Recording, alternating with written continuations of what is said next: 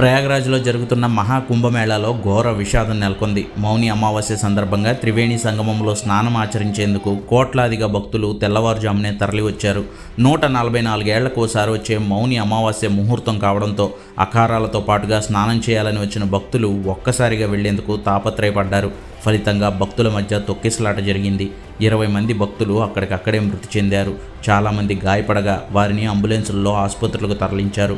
ఈ ఒక్కరోజే ప్రయాగ్రాజ్లో 3 కోట్ల నుంచి 7 కోట్ల మంది భక్తులు వస్తారని ఉత్తరప్రదేశ్ ప్రభుత్వం ముందుగానే అంచనా వేసింది. యూపీ సీఎం యోగి ఆదిత్యనాథ్ కొద్ది రోజులుగా ప్రయాగ్రాజ్లోనే ఉండి ఏర్పాట్లన్నింటినీ పర్యవేక్షిస్తున్నారు. అయినా కోట్లాదిగా భక్తులు తరలివచ్చే వేడుక కావడంతో ఎన్ని వేల మందిని పెట్టినా భక్తులకు సదుపాయాలు కల్పించలేని పరిస్థితులు నెలకొన్నాయి. ఫలితంగా తొక్కిసలాట జరిగి 20 మంది ప్రాణాలు కోల్పోయారు. ఘటనపై ప్రధాని మోదీ తీవ్ర సంతాపాన్ని వ్యక్తం చేశారు. క్షతగాత్రులకు సరైన వైద్య సదుపాయాలు అందించాలని ఆదేశించారు. తొక్కిసలాట ఘటనతో అఖారాలు తమ మంగళ స్నాన కార్యక్రమాన్ని వాయిదా వేసుకున్నారు. వసంత పంచమి రోజు తమ మంగళ స్నానాలను తిరిగి నిర్వహిస్తామని అఖారాలు ప్రకటించాయి.